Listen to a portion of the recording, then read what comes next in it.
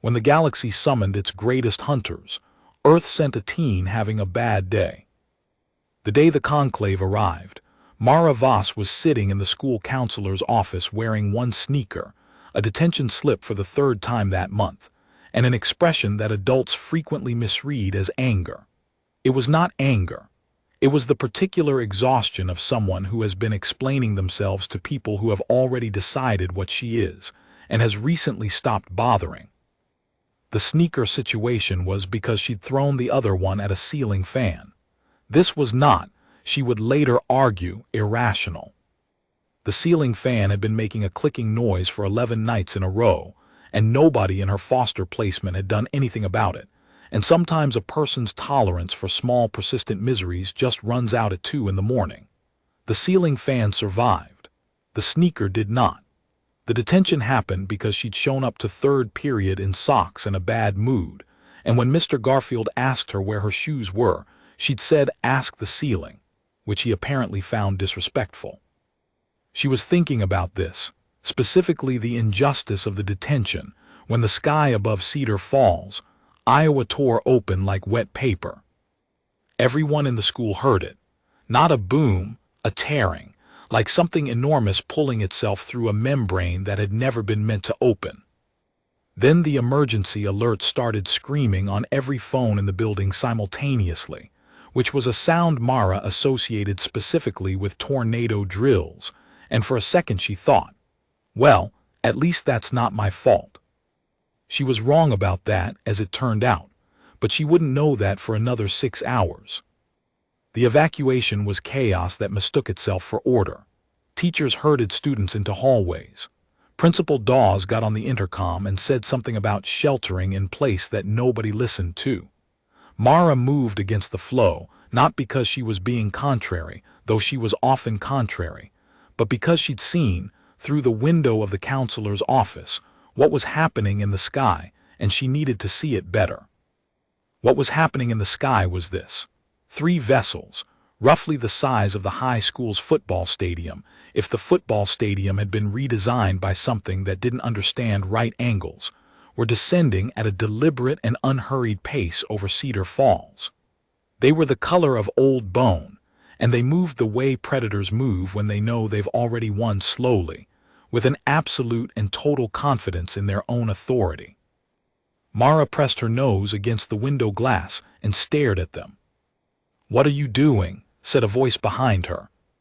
She didn't turn around, looking. "We're supposed to evacuate." To where? She finally looked back.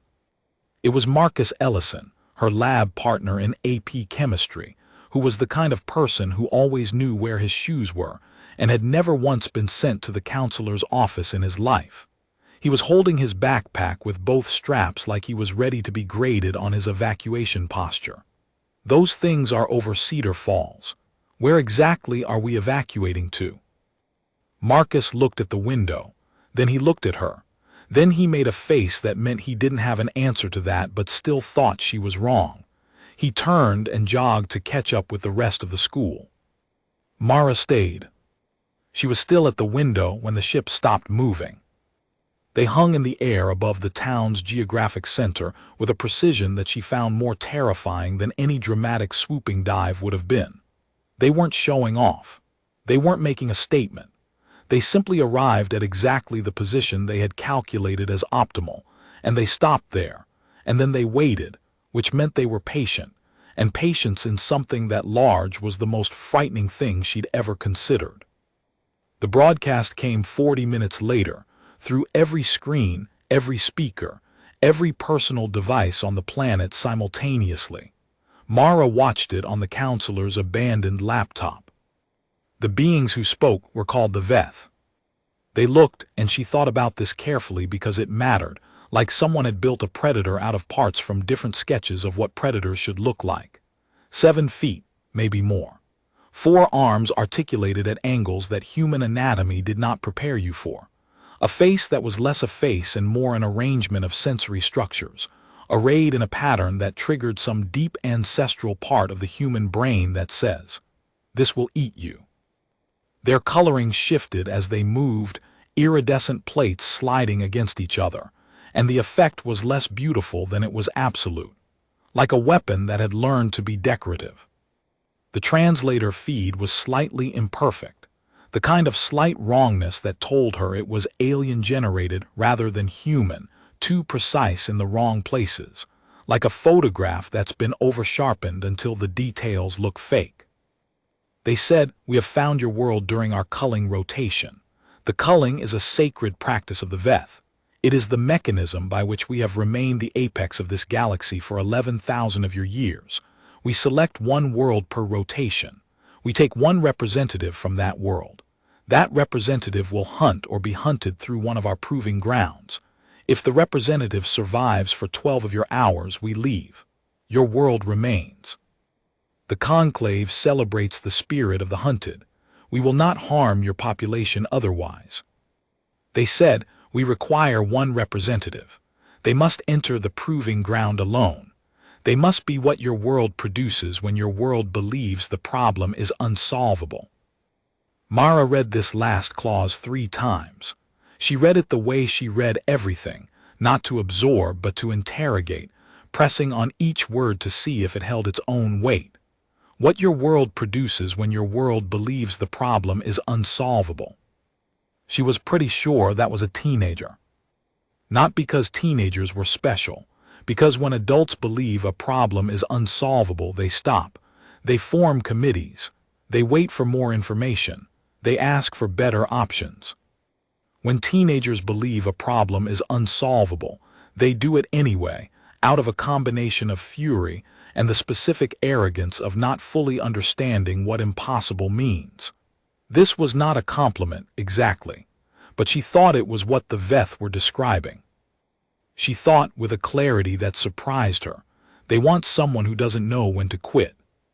She picked up the counselor's phone and called the emergency number that had been scrolling at the bottom of the broadcast screen. It took 11 minutes for anyone to answer.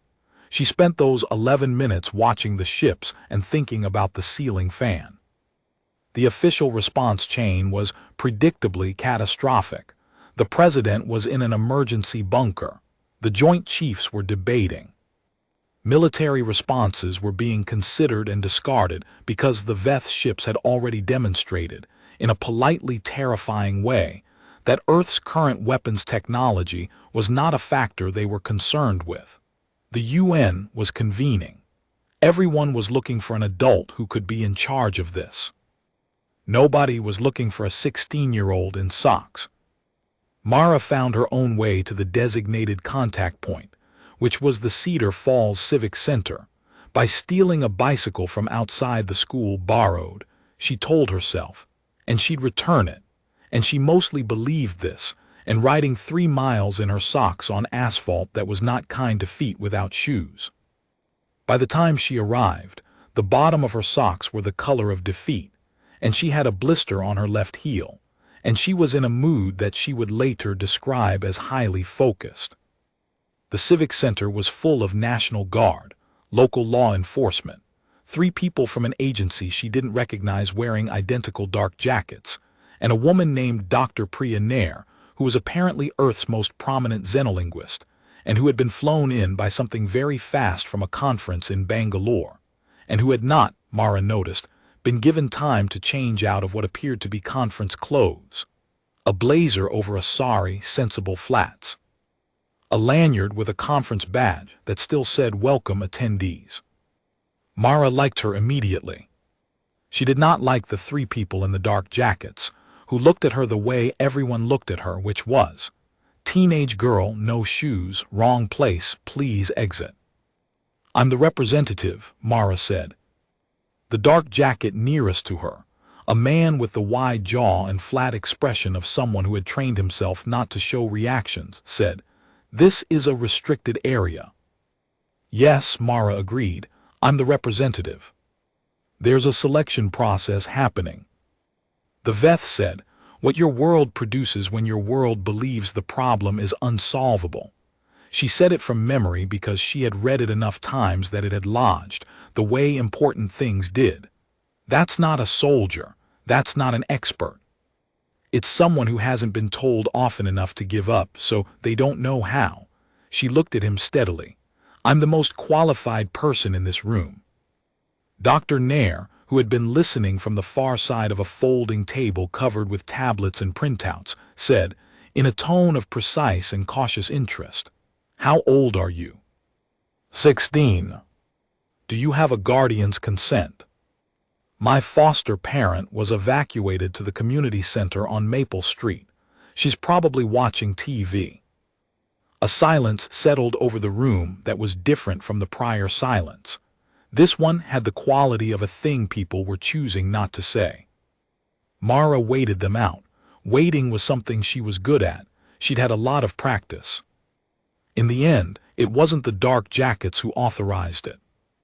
It was the Veth themselves. The contact ship sent a narrowcast signal directly to the Civic Center.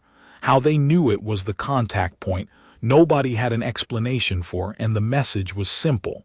"The representative has been identified. Send her." They had been watching, of course they'd been watching. They were hunters, they watched everything. She found out only then that she was not allowed to bring any technology. No phone, no device, no manufactured tools of any kind. She could wear clothing. She could carry nothing else.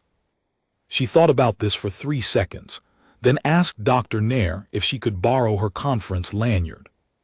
Dr. Nair gave it to her without asking why, which is the correct response when a person is about to do something that may get them killed and asks for a small specific thing. Mara tied the lanyard around her left wrist. She went in socks. The proving ground was not what she expected, and she had not been naive enough to expect much. She'd assumed it would be some kind of arena, something designed for display, for spectacle, for the performance of a hunt that had been done thousands of times before in front of audiences who had been watching for 11,000 years. It was not an arena, it was a ship. The interior of the transport vessel was enormous in the way that geological formations are enormous, not built to human scale, not built to any particular organic scale, built to the scale of something that wanted you to feel the mathematics of it pressing on you. Corridors 12 feet high with ceilings that curved inward and inward until they disappeared into shadow. Chambers that opened off those corridors at irregular intervals, each one a different temperature, a different pressure, lit differently, some in complete darkness, some in a pulsing amber that hurt to look at directly, some in a cool blue-white that made everything look like evidence. The floor was not flat. It rose and dipped and angled in ways that served some purpose she couldn't immediately identify. She walked carefully, reading it with her feet, because that is one of the things you learn to do when you've lived in 7 different houses, and none of them have been fully predictable. You learn to feel a floor before you trust it. They didn't put her in a room and tell her the rules. They released her into the ship and she understood. The ship was the proving ground. She had 12 hours. The Veth were coming. She had been walking for maybe 4 minutes when she became certain she was being watched. Not in the way the word watched usually means, not the feeling of eyes on you in a crowd, not the self-consciousness of being observed. This was structural. She was being watched the way a specimen is watched. There were sensors in the walls. She could see the faint geometric indentations that must be sensor arrays, arranged in overlapping fields of coverage, and she realized, they know where I am at every moment. They knew where she was before she took her first step. She stopped walking. This was the first thing she'd noticed that felt like information she could use.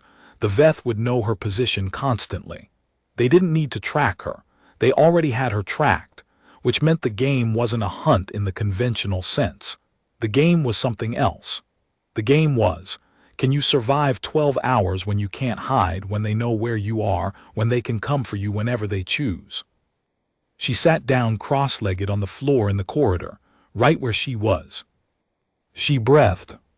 She thought about the ceiling fan. She thought about the specific problem of something that clicks and clicks and clicks, and how the answer isn't to attack it or to run from it, but to find the thing inside it that is wrong, the small mechanical fault that is generating the noise, and fix that specific thing. She thought about how she had never actually fixed the fan. She had thrown a sneaker at it, which had not helped, and then she had sat in the dark and listened to it click, and eventually fallen asleep out of sheer stubbornness. She thought, okay, what do I actually know? She knew the ship was actively monitoring her position. She knew the Veth were hunters who had been doing this for 11,000 years. She knew the proving ground was designed to test something specific, not just survival, but something about the nature of how the tested being confronted the impossible. She knew she had 12 hours. She knew she had a conference lanyard. She knew her socks had holes in the left toe of each one, which she'd known when she put them on and had meant to fix and hadn't. She thought about what it meant to be a teenager who doesn't know how to quit. She thought, the Veth have done this to thousands of worlds, and they're still doing it, which means the worlds keep sending their best, and the best keep failing. Which means whatever the worlds are sending, their warriors, their heroes, their champions, it's not working. Which means the thing that works is something nobody's thought to send before. She got up and started walking again, but this time she was looking at the ship differently. It was a ship. Ships have systems. Systems have logic. Logic has a shape you can follow if you're patient enough to sit still and read it. The first Veth found her 40 minutes in. She heard it before she saw it, a sound that was not quite a sound, more a pressure change in the air, the way a large body moving through a corridor displaces air ahead of it. She was in one of the blue-white lit chambers by then, which she'd chosen because she could see the sensor arrays most clearly in it, and she'd been counting them, noting their orientation, noting the intervals. The Veth that entered was not the same as the one she'd seen on the broadcast. Those had been administrators, officials. This was something built for a different purpose. Taller, denser, the iridescent plates tighter packed and darker hued. 4 arms, yes, but each one ending in a configuration of digits that suggested both grasping and cutting. It moved through the doorway with the complete economy of motion of something that has no wasted actions, ever, because waste is what prey does. Mara did not run. She stayed where she was and looked at it. The Veth stopped. This, she would later learn, was not in the expected sequence of events. The expected sequence was, prey runs, hunter pursues, hunter catches. The prey stopping and looking was something that existed in the Veth's 11,000 years of records, but it was rare enough to be notable. The hunter paused for 0.4 seconds, which in Veth time is roughly the equivalent of a human taking a long, surprised breath. In that 0.4 seconds, Mara said, "You can see me on the sensors. Why are you here in person?" It did not answer. It had no reason to answer a prey animal, but it tilted its head, that arrangement of sensory structures angling toward her in a way that processed the question, and she saw it, the slight recalibration, the slight adjustment of its assessment of what she was. Good, she thought. She ran. Not because she thought she could outrun it. She could not outrun it. It was faster than her by a margin she did not want to test precisely. She ran because she had been thinking about the layout of this section of the ship for the past 40 minutes, and she had a destination. There was a corridor 3 sections back where the sensor arrays had a gap. She'd noticed it because the spacing between arrays was wrong. One had been damaged at some point, or was malfunctioning, or had been installed incorrectly. 1/3 of a meter of corridor, maybe, where the overlapping coverage fields didn't overlap. A dead zone, tiny, useless for hiding, but she wasn't planning to hide. She reached it 7 seconds ahead of the Veth, dropped to the floor in the dead zone, and pressed her ear against the wall. The wall hummed. She'd known it would. Every part of this ship hummed with something: power systems, atmosphere processors, the deep mechanical heartbeat of a vessel this size. But in this dead zone, where the sensor array was broken, the hum was slightly different, slightly wrong. The same way the ceiling fan had been wrong, not the fan itself, but the mount, the thing that attached it to the thing. She pressed her hand flat against the wall.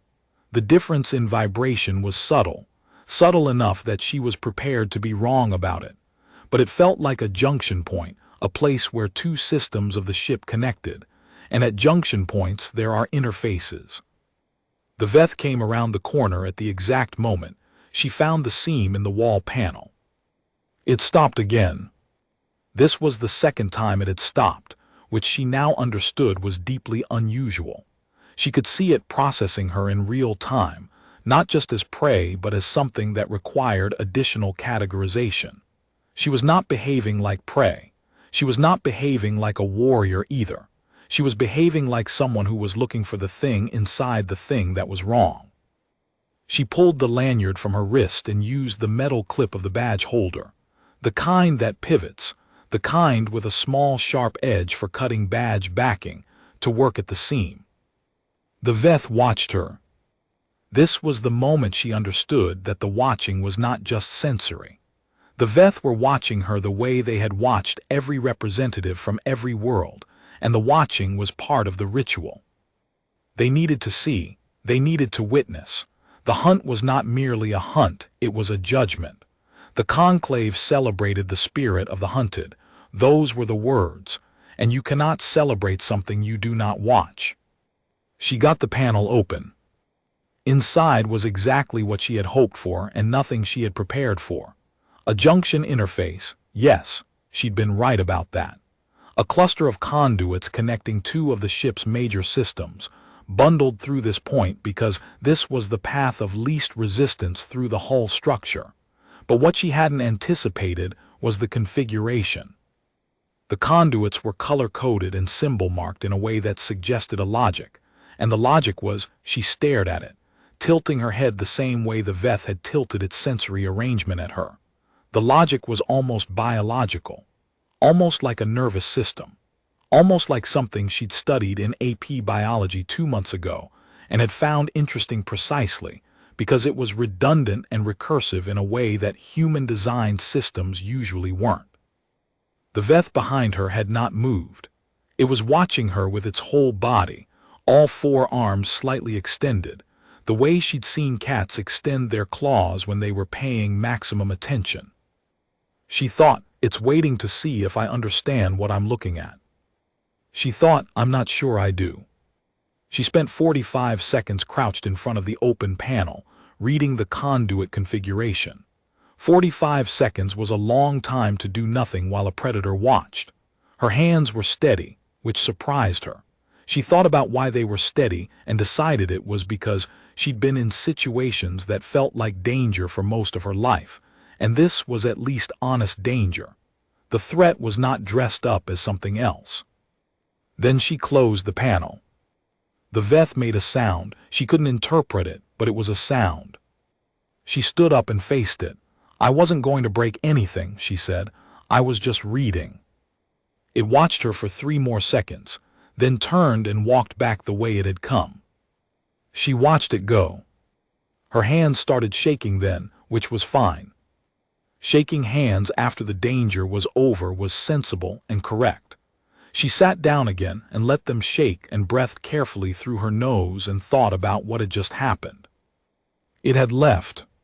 She turned this over. A Veth hunter, having located the prey, having watched the prey crouch vulnerable in front of an open panel for 45 seconds, had left without striking. This could mean several things. It could mean she'd done something that triggered a rule she didn't know about. It could mean the hunter had a protocol about undefended prey that she'd accidentally triggered. Or it could mean. She thought, the conclave celebrates the spirit of the hunted. Maybe what it celebrates changes what the hunt is allowed to do. Maybe if you stop being just prey, they stop treating you just as prey. She spent the next 2 hours moving through the ship in a systematic pattern. Not hiding, not running, moving like she was reading a building she'd been given the keys to, checking every room, every junction, every place where 2 systems connected. She found 4 more sensor gaps, all small, all in the same type of location, which suggested the damage was systemic rather than accidental, which suggested the ship was old in a way that mattered. She found what she was fairly sure was an atmosphere processor for one section of the ship, and she spent 20 minutes figuring out how to adjust it without breaking it, lowering the temperature in that section by about 4 degrees, which was not dramatic but was something she could do. She left a mark on the wall with the edge of the metal badge clip, a small human symbol, just lines, nothing meaningful to anyone but her. At each junction she'd opened and read and understood. This was not a plan. She didn't have a plan in the sense that adults meant when they said you need a plan. She had a practice, understand the thing you're inside of, know it better than it knows you're there, not to attack it, not to break it, to be inside of it in a way that makes you native rather than foreign. The second Veth found her in hour 4. This one was different. Smaller, faster moving, the coloring a deep purple-black with flecks of something that caught the amber corridor lighting like the surface of oil. It moved in a pattern she'd never seen a living thing move in, not straight lines, not curves, but something in between, a path that seemed to recalculate itself every few feet as though it was perpetually optimizing. She watched it approach and thought, this one is smarter. It got to within 8 feet of her and stopped. She'd been sitting in a corridor, which was by now her default mode, not pressed against a wall, not crouching, just sitting. She had found that sitting did something to the dynamic that she didn't have words for yet but could feel. Standing felt like prey that had frozen. Running felt like prey that had decided to move. Sitting felt like something else, something that didn't fit in the category, and anything that forced a recategorization bought her time. The Veth with the purple coloring tilted its sensory arrangement at her, and she heard. She was becoming better at hearing them. A sound from it that was distinct from the sounds the first Veth had made. Different frequency, different pattern. She said, I know you can see the marks I left. It stilled. I know you've been watching me on the sensors and you can see the panel I opened and the temperature change in section 7 and the 4 other things I found. I'm not trying to escape. I'm not trying to fight. I'm in a bad mood, and when I'm in a bad mood I need to understand the thing I'm inside of. This was true. This was something she had never said out loud to anyone because she'd never had occasion to frame it as a thing, but saying it now, she recognized it as the truest description of herself she'd ever produced. She was always in a bad mood. She was almost never in a bad mood for no reason. And the bad mood always drove her to take things apart and look inside them. The Veth reached out with one of its 4 arms and placed something on the floor in front of her. She looked at it, a small object, hexagonal, made of the same bone-colored material as the ship's hull. She reached out and picked it up. It was warm and slightly heavier than she expected, and she could feel the faint vibration of the ship through it, like holding a tuning fork just after it's been struck. She thought, this is a gift, or a test, or both. She turned it over in her hands. On one face, there were the same symbols she'd seen on the conduit bundles inside the panels. On the opposite face, there was a different set. She looked at both sets, thinking about the biological recursion of the ship's nervous system, thinking about the way the 2 sets of symbols related to each other. She looked up. The Veth was still watching. She said, these are a key of some kind, a reference. You use these symbols to read the ship. It made the sound again, lower this time. Why are you giving this to me? It turned and walked away, faster than the first one. She watched the purple-black coloring shift and dance in the amber light until it was gone. She sat with the hexagonal object in her hands for a long time. She thought about what it meant that a Veth hunter was giving navigational tools to the prey. She thought about the phrase, what your world produces when your world believes the problem is unsolvable. She thought about 11,000 years of doing this, world after world, representative after representative, and what it must look like from inside that, the endless parade of the best each world had. Warriors with weapons, scientists with plans, champions who believed in their own excellence. She thought about what it would be like after 11,000 years to see something you hadn't seen before. She thought, they're bored. Not bored the way humans get bored. bored the way something ancient and powerful gets bored when everything it encounters fits the categories it already has. And she didn't fit. Not because she was special, because she was specifically, stubbornly, exhaustingly unspecial in a way that didn't perform. She wasn't brave. She wasn't chosen.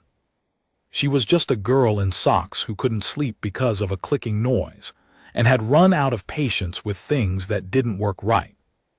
She spent the next 3 hours with the hexagonal reference object, moving through the ship and reading its systems the way she'd learned to read every place she'd ever lived. Methodically, without agenda, noting what worked and what didn't, building a map not of the layout but of the logic. She found the engine room at hour 7. She knew it was the engine room not because it looked like what she imagined an engine room would look like, but because the vibration through the floor became a physical thing in this part of the ship, something she could feel in her sternum and her back teeth. The sensors here were dense and overlapping, and there were no gaps. This was the most watched part of the ship. She walked to the center of the room and sat down. Both Veth were there within 90 seconds. They didn't come from the same direction. The first, the larger one with the dense dark plates, came from the starboard corridor. The purple-black one came from port. They took positions at opposite ends of the engine room and they watched her, and she understood now that both of them had been monitoring her since the beginning, and this was not a situation where she'd accidentally stumbled into danger. This was a situation where she'd been steered here, because she had been reading the ship's logic, and the ship's logic had a center, and they wanted to see what she would do at the center. She said, "I found 6 structural fault points." Silence. "None of them would destroy the ship. I couldn't destroy this ship with what I have and what I know, and even if I could, I don't want to. Destroying this ship doesn't help anyone." She turned the hexagonal object in her hands. "But I found 6 fault points in 6 hours, and I could have found more. I will find more. I will keep going until I understand this ship completely, not to break it, just to know it, because that's what I do." The large Veth moved. Not fast, not the explosive lunge she'd been bracing for since hour 1, but slowly, the same deliberate, unhurried movement as the ship's descending over Cedar Falls. It crossed the engine room and stopped directly in front of her, so close that she could see the individual plates of its iridescent armor, could see the micro movements of them as it breathed, could feel the heat of it on her face. She looked up at it and did not look away. This was not bravery. She wanted to be clear about that later, when people tried to make it bravery. This was the specific stubbornness of someone who has been stared down by caseworkers and judges and foster parents and teachers and school counselors, and has simply run out of the capacity to perform fear for an audience. She was afraid. She was very afraid. She was afraid in the deep bodily way that you can't logic away, the way that makes your peripheral vision go and your heart beat loud in your ears. But she was not going to show it in a way she didn't choose to show it, because she'd made that decision a long time ago, and she wasn't going to unmake it for something she'd only known for 7 hours, no matter how large it was. The large Veth reached out and placed one of its 4 hands against the floor beside her. The palm, if it could be called a palm, was the size of her entire torso. She looked at it. It was warm. She could feel the heat of it from inches away. She reached out and placed her own hand against the floor beside its hand. It was a ridiculous gesture. She knew it was ridiculous. A 16-year-old girl in holey socks and a borrowed conference lanyard, sitting on the floor of an alien engine room next to a hand the size of a coffee table, matching its posture like a child playing mirror games. The purple-black Veth made a sound. The large one answered. She didn't understand the exchange. She didn't need to. She could hear the shape of it, the way one sound built on the other, the way information was being processed between 2 entities that had been doing this for 11,000 years and were encountering something they hadn't put in their categories yet. She thought about what Dr. Nair had said in the 10 minutes they'd had before the transport. She'd said, "The Veth are not cruel. They are ancient and they are systematic and they believe deeply in the hierarchy of strength. But they are not cruel. What they cannot imagine, she'd said, is something that isn't trying to win. Mara had asked her what she meant. Dr. Nair had looked at her lanyard and said, "I think you already know." She sat in the engine room for the remaining 5 hours, not hiding, not fighting, not trying to win. Reading, taking apart the logic of the ship in her mind and rebuilding it and reading it again, the way she read everything, not to absorb but to interrogate, pressing on each piece to see if it held its own weight. The two Veth stayed with her for most of it, not threatening, not hunting. Watching, yes, always watching, but watching the way you watch something you're trying to understand, which was the first time in her life she could remember being watched that way by anything that had the power to hurt her. At hour 11, she found the 7th fault point. It was subtle, a resonance frequency in one of the secondary drive systems that, if it were allowed to continue uncorrected, would cause a cascade failure in about 4 years of ship time. Not catastrophic immediately. Catastrophic eventually. She said, "Your secondary drive in this section has a resonance problem. Frequency 3, I think, the middle register. It'll be fine for now, but in a few years it'll fail." The large Veth was still. Then it made a sound she'd never heard it make. The purple-black one walked to the secondary drive housing and placed its hand against it, held it there, turned to look at her. She said, "I'm not asking for anything for telling you. It's wrong and I noticed it." She thought about the ceiling fan, the clicking that nobody fixed, the sneaker she'd thrown at it. She thought, maybe the right answer was always to just say it's wrong and I noticed it. Maybe that was always the move she'd been unable to make. In every house she'd been in, every system she'd been moved through, every adult who'd looked at her with the already decided expression. Just say it's wrong and I noticed it, not as a complaint, not as an accusation, just as a fact she'd observed while reading the thing she was inside of. The 12th hour ended. She heard it, not a bell, not an alarm, but a change in the ship's vibration. A deepening, a settling, like a held breath finally released. The sensor arrays throughout the ship shifted in a way she could feel more than see, their orientation changing, pointing outward instead of inward. The large Veth stood. She stood too, because it seemed like the thing to do. It looked at her for a long time. Then it did something she would spend years trying to describe to people who hadn't been in that engine room. It turned each of its 4 arms so that the inner wrist faced upward. A gesture she'd never seen, couldn't categorize, could only interpret by its feel, which was something between a bow and an opening, something that said, "I see you as a thing that has a center, and the center is visible to me now." She thought, with the sudden, ridiculous clarity of someone who has been awake for 15 hours and scared for 12 of them, and is now experiencing something she has no vocabulary for. "I think that's the best thing anyone has ever said to me." She nodded back. It was inadequate. She knew it was inadequate. She nodded anyway. The transport deposited her back at the Cedar Falls Civic Center at 3:47 in the morning, local time. The Veth ships had already begun their ascent, moving with the same patient certainty with which they had arrived. The streets were empty, amber-lit by the Civic Center's parking lot lamps, and the air smelled like summer rain and someone's barbecue from earlier that day, and she stood on the sidewalk and breathed it in for a long minute before anyone came running. Dr. Nair reached her first, which she appreciated. Behind her were the dark jacket people and the National Guard, and eventually what appeared to be the entire executive chain of Cedar Falls, Iowa, which was not a particularly long chain. Dr. Nair looked at her socks, lanyard, the hexagonal object in her hand, and said very quietly, "Are you all right?" "I have a blister on my left heel," Mara said, "and I'm hungry."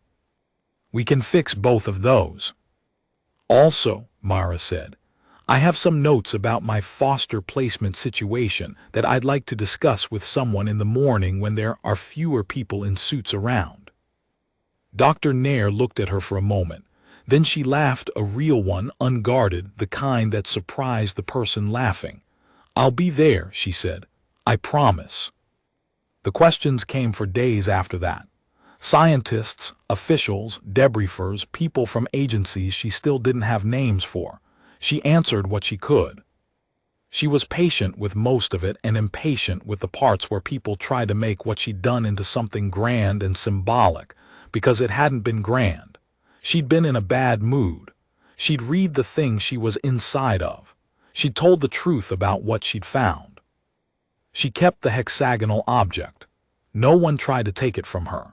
She wasn't sure they knew it was hers to keep, but she kept it anyway, turning it in her hands in the evenings, running her thumb over the symbols on each face.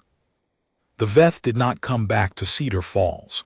They did not, as far as anyone could determine, visit any other world during that rotation.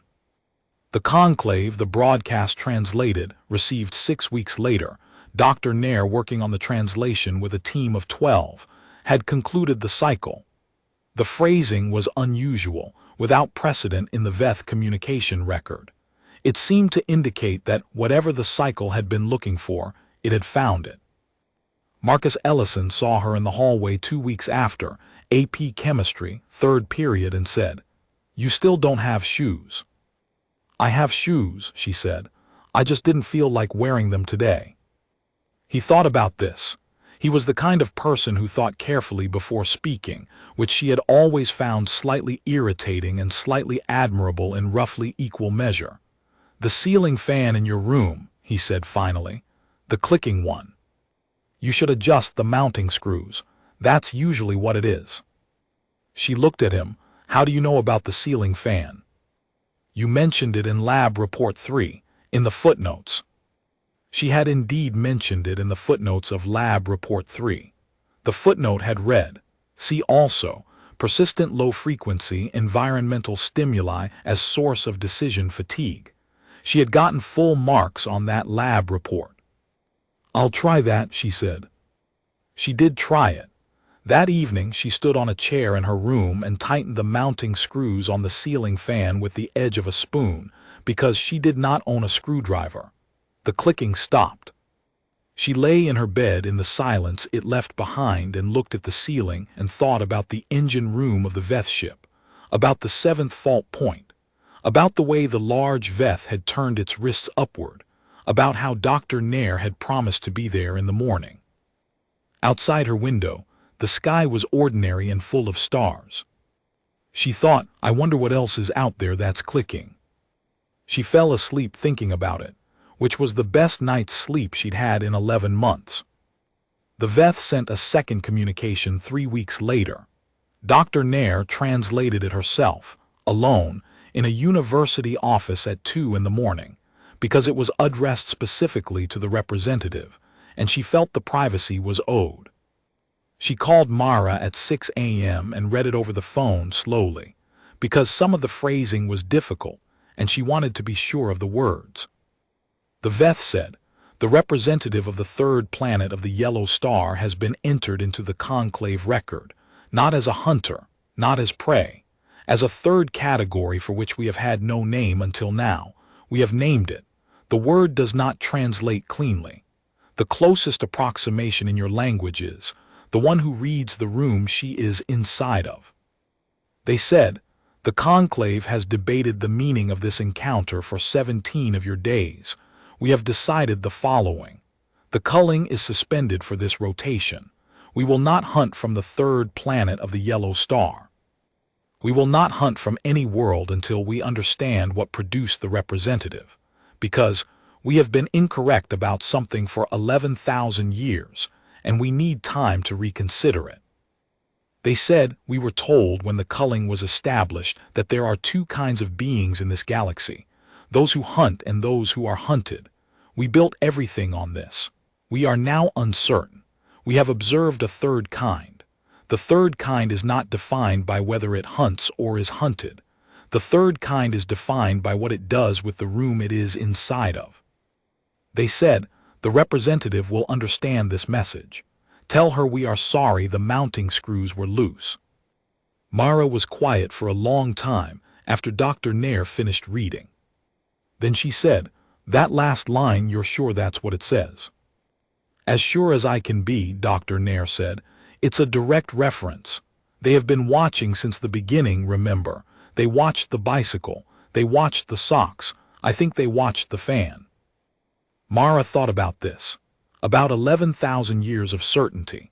About the whole architecture of a civilization built on two categories and the moment when two categories became three. She thought about what it cost to say, "We have been incorrect about something." She knew what that cost because she'd been unable to say it herself, for years, about things much smaller, unable to say. "The way I've been doing this isn't working and I need to do something else." She said, "What does the conclave do now?" "I don't know," Dr. Nair said. "I think they genuinely don't know either." "That's terrifying." "Yes," Dr. Nair agreed. "It's also the most interesting thing that's happened to this species in 11,000 years. I imagine that's worth something." Mara thought about the Veth in the engine room with its palm on the floor beside her, about the gesture she'd had no word for, about the weight of the hexagonal object in her hand. She thought about what it meant to be inside something and read it until you understood it, not to fix it or break it or win against it, but just to know it, and to say what you'd found. She thought, "I wonder if they're going to do that now, read the room they're inside of." She thought, "I wonder if 11,000 years is enough time to learn how." She said, "Tell them the mounting screws are fine now," and I slept. Dr. Nair was quiet for a moment, and Mara could hear her writing it down. "I'll translate it carefully." The government people wanted to debrief her again, which she submitted to with diminishing patience over the following months. They wanted to know if the Veth could be militarized, weaponized, used, invited, studied, replicated. She answered as much as she could and said, "I don't know," to the rest, which was most of it. The one question she found genuinely interesting came from a physicist at Stanford, who'd been brought in to consult on the xenotechnology aspects of what Mara had observed in the ship systems. He was a small man with an extraordinary beard who reminded her faintly of the counselor whose office she'd been sitting in when the ships arrived, except that he listened differently, with his whole face tilting forward. He asked, "When you found the resonance fault in the secondary drive, you said you told them.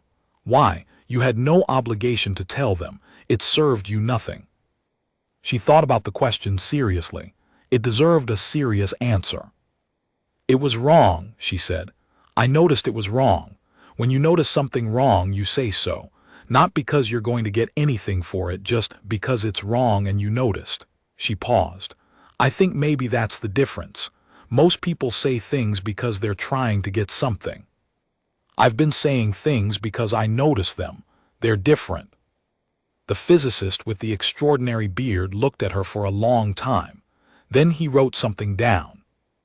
She never found out what he wrote. She thought about it sometimes, late at night when the room was quiet and the ceiling fan turned without clicking, and the hexagonal object glowed faintly on her nightstand in the dark. She thought about categories. She thought about what it meant to be uncategorizable. She'd been called difficult her whole life, and she'd thought it meant she was wrong somehow, misshapen for the places she'd been put. It had taken 11,000 years of alien certainty cracking open to show her what difficulty actually was. Not the wrong shape, but the wrong category. Not a failure to fit, but a refusal to reduce. The third kind, the one who reads the room she is inside of. She tried it on, she turned it over, she decided she could live with it.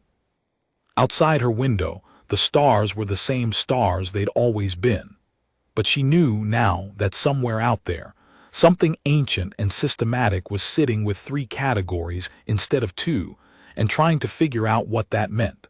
Something that had been certain for 11,000 years was being uncertain for the first time.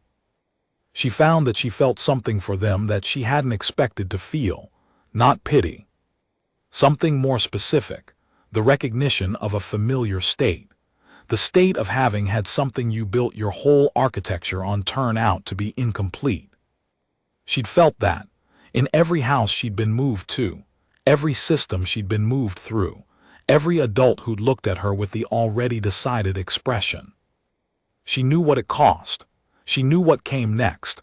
You sit with the wrongness, you don't run from it, you keep your hands steady, and you read the new thing until you understand it. She hoped the Veth were good at that. She thought, given 11,000 years, they probably had the patience for it. She picked up the hexagonal object and turned it in her hands, the symbols on each face catching the faint light from the window. She ran her thumb over them slowly, reading them the way she read everything, not to absorb but to interrogate, pressing on each piece to see if it held. She thought, there's more out there that's clicking. She thought, I'd like to find it. She set the object down, pulled the blanket up and closed her eyes. The ceiling fan turned in silence. The stars held their positions. Somewhere 11,000 light-years away, something ancient was learning a new word. She slept. The news cycle moved on from Cedar Falls the way news cycles always do, from the extraordinary to the next extraordinary, filling the space with expert panels and political analysis, and a documentary that described Mara as Earth's unlikely savior, which she found embarrassing, and a counter-documentary that described the Veth encounter as a potential hoax, which she found annoying. And a third documentary she didn't watch because Dr. Nair told her it had a dramatic musical score and used the word destiny in the first sentence, and she had a personal policy about destiny narratives, which was that they were usually a way of not looking clearly at the actual thing that happened. The actual thing that happened, as she understood it, was this. She had been inside something she didn't understand, and she had read it the way she read everything, and she had said what she found. The rest, the 12 hours, the Veth, the ships leaving that had followed from the thing she had done, but it wasn't the thing she had done. The thing she had done was much smaller and much older than any of that. She said this to Marcus Ellison in AP Chemistry in October, because he asked, and he was someone who genuinely wanted to understand things rather than to have a story about them. He said, you keep saying you just read it, but nobody else would have gone in at all. That's not the same as being special, she said. That's just being more tired of not knowing. He thought about this for the rest of class. She could see him thinking about it, the particular stillness of his face when he was processing something that didn't fit his existing categories. She recognized the look. She'd seen it on the face of a Veth hunter, 7 feet tall in an alien engine room, when she sat down and opened a wall panel, the look of something trying to make room. At the end of class, gathering his things, he said, I think that might be the same thing. She thought about that later, in the way she thought about things that were probably right but that she hadn't finished understanding yet. Dr. Nair visited twice more that fall. She was assembling a research team to study the Veth communications, and she wanted Mara's help with some of the symbol set analysis, specifically the reference material encoded in the hexagonal object, which turned out to be not just a navigational key, but something closer to a primer. A document explaining the internal logic of Veth systems to someone who didn't have the baseline knowledge to read them without assistance. A thing designed, Dr. Nair said carefully, for someone who was going to read the ship. Made before Mara arrived, she meant. Or at least, made before they sent the transport. Made in the anticipation that whoever came would want to read and would need something to read with. Mara held the object and thought about what that meant. That they'd prepared for her specifically. That in 11,000 years of hunting they had, at some point, decided to prepare for the possibility of the third kind, or hoped for it, or created the conditions for it to emerge. She said, did they make it before they sent the ship for me specifically, or do they always bring one? Dr. Nair said, we don't know yet, that's one of the things I'm hoping to find out. What if they always bring one, and nobody ever figured out it was a primer? Dr. Nair looked at her steadily. That, she said, would be a very important thing to know. Mara thought about 1,000 worlds, 1,000 representatives. 1,000 beings deposited in the same vast bone-white corridors with the same hexagonal object placed in front of them by the same purple-black hunter, and every one of them either running or fighting, and none of them sitting down on the floor and reading. The object getting collected at the end, brought back, offered again next rotation. She thought, it's possible the Veth have been looking for this for a very long time. She thought it's possible everyone else was too busy trying to win. She said, I want to be on the research team. You're 16, Dr. Nair said. I'm the only person who's been inside one of their ships and read their systems in person. I'm also the only person who's had an actual object from inside their ship explained to me in context by one of their hunters while we were both sitting in their engine room. Dr. Nair looked at her for a long moment. Your foster placement situation, she said. You mentioned you had notes. I do. I have a spare room, Dr. Nair said. It's not large, the ceiling fan works. Mara said nothing for several seconds. She turned the hexagonal object over in her hands, feeling the familiar weight of it, the faint warmth that hadn't left it since the engine room. She thought about 7 houses. She thought about the counselor's office and the detention slip and the sneaker she'd thrown at the fan. She said, I want to be useful. I don't do well when I'm not useful. I know, Dr. Nair said. That's why I'm asking. The move happened in November. The spare room was not large, but the window faced east, and in the mornings the light came in flat and golden and clean, the way light does when a season is turning. There was a desk.